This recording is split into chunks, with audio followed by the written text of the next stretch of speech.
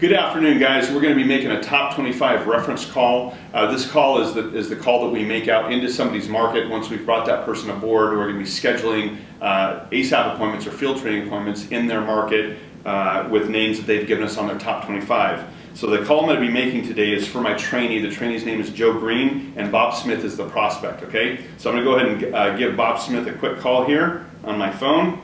And you'll see the questions that I ask as I go through. And the objective here is simply to schedule an ASAP training appointment for Joe with Bob and his wife, Sue Smith.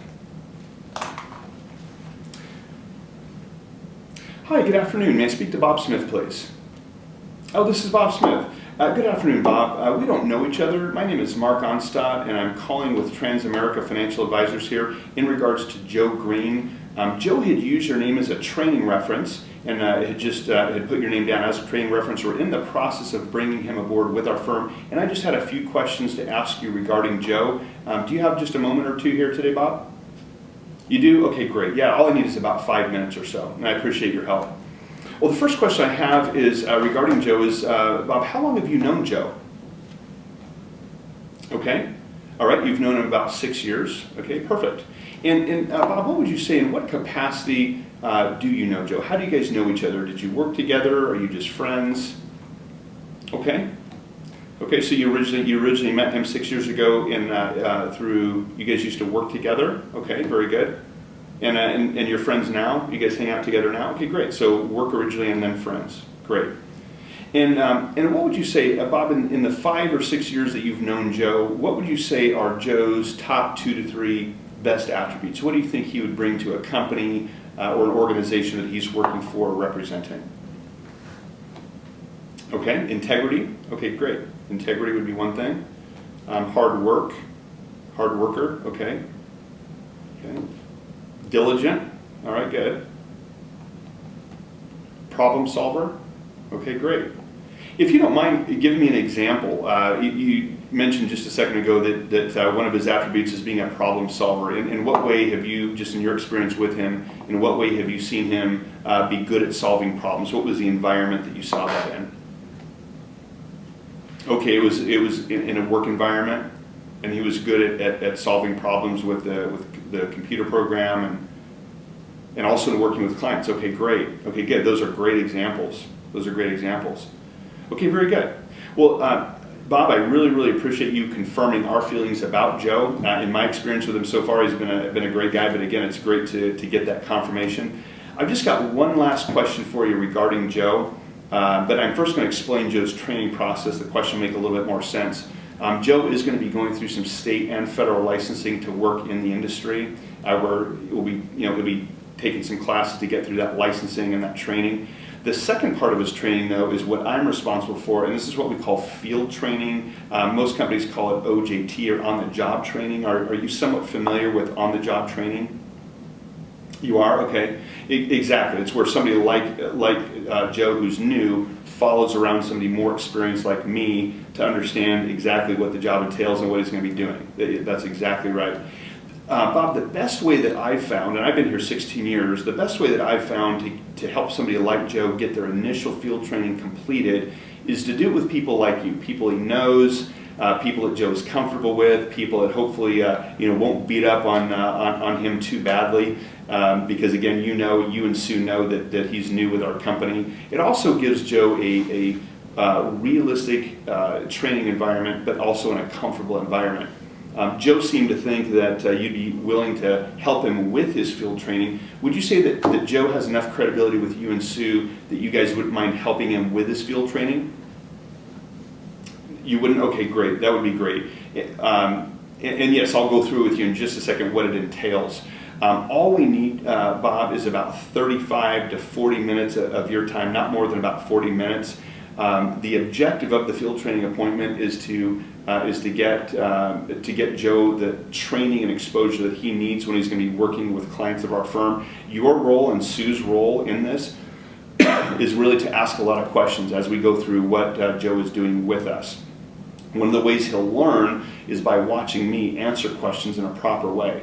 And so ask a ton of questions as we go through. If you want to play a difficult role, that would be fine as well. The second outcome of this appointment would be, as long as you and Sue have a good feeling about what Joe's doing with our company, that you guys would be a great referral source for him. I would certainly count on referrals, and one of my goals is to help build a referral network for Joe once he's fully trained and fully licensed. So those would be the two main objectives and outcomes with this. Is not a sales presentation. This has nothing to do with you and Sue necessarily. Obviously, as we're going through what Joe is doing with us, if you and Sue have any questions regarding your own financial situation or any concerns or questions that you have, please let me know. I'd love to answer any questions that you guys have personally, but the main objective is to get Joe his training and exposure, and of course, down the road, you guys be a referral source for him as he learns what he needs to learn. Does that sound fair? Okay, very good. Good deal. So again, all we need is about a half an hour, 40 minutes. If we can find a time that works for both you and Sue, that would be great. Joe and I can come your direction. It looks like I'm looking at my schedule here. I've got Wednesday at 6 o'clock or Thursday at 7:30 right now available. Which of those two times works best for you guys? Thursday at 7:30? Okay, very good. Thursday at 7:30. And then what is your address, so I know exactly where I'm going? Okay. Okay, very good. Very good. Well, Bob, it was great talking with you. I'll let Joe know that that we got a training appointment scheduled for him, and I really appreciate the time that you spent here today answering a few questions regarding Joe. And we'll look forward to seeing you guys at 7:30 on Wednesday. And I've got your address. Look forward to seeing you then. Have a great day. Bye bye. Okay, guys. So as you saw, the objective of that call was to let Bob know what Joe is doing with us. That Joe had used him as a reference, and obviously in a warm market, you're leveraging the relationship that in my new recruit here, the relationship that my trainee or new recruit Joe has with his friend Bob. You'll notice I did let Bob know that what the objective of the field training appointment is. A lot of times people are worried or concerned or fearful of somebody just selling them something or coming over and having some sort of sales presentation. I address that objection up front by mentioning, this has nothing to do with you and Mary, or you and Sue, rather, you and your wife, but rather this is about Joe's training. The objective is to get that training completed, and then I also planted a seed for referrals.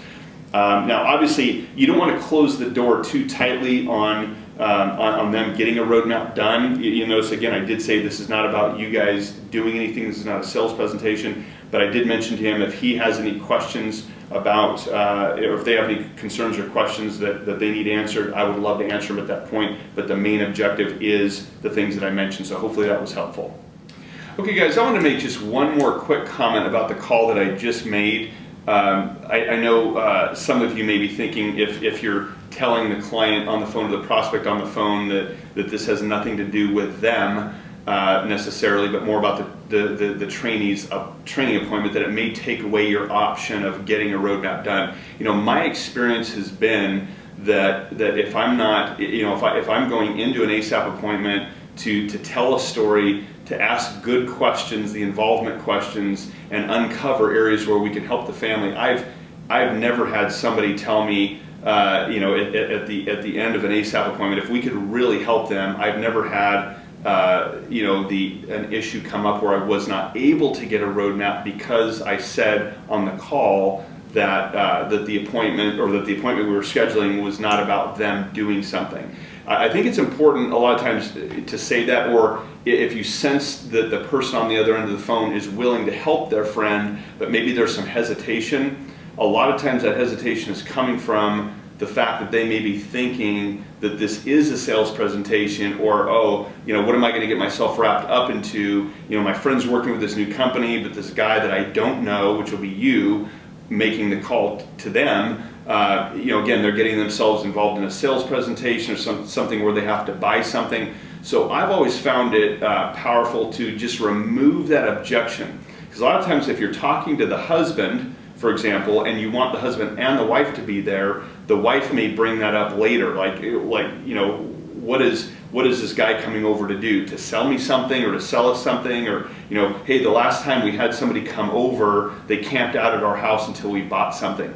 I mean, unfortunately, a lot of times when you're making these calls, you're overcoming silent objections or objections that may be there because of their past experience or their preconceptions about what this appointment is. So again, just to make the point again, I normally will let people know, look, this appointment is about their field training. This appointment is about getting referrals, or you guys are supporting them with referrals. This is not a sales presentation. This has nothing to do with you in particular. But as I said before just a second ago, you don't want to close the door so tightly that if they did want a roadmap, that they don't even want to ask for it because you've shut that door too tightly. So again, normally what I'll say is something to the effect of, this appointment again is 35 to 40 minutes. This is about Joe's training, getting him the training and exposure that he needs, and then down the road as he becomes licensed, you guys might be a great source of referrals for him. Now, this has nothing to do with you. This is not a sales presentation, but certainly if you have questions that relate to your own financial situation, I would love to answer them, and any help that we can provide, of course, I'd love to provide that. So I'm leaving the possibility there for them to get a roadmap done, but I think more importantly, I'm addressing an objection or a concern that may be there either for them or for the spouse, which is, okay, what are you coming over to sell me? What are you coming over to convince me of? Or what are you coming over to, to have me buy? Because again, that's probably been their past experience with other things like this. So I found that powerful to do. I would say that if you don't sense the person having any worries or fears over the appointment, or you don't sense any hesitation on their end, you wouldn't necessarily have to say that, but I found that always to be helpful, and I've never not been able to get a roadmap scheduled because I said that. So I just wanted to give that one last thing to you there. Hopefully that was a good example of a call for you. Thanks, guys.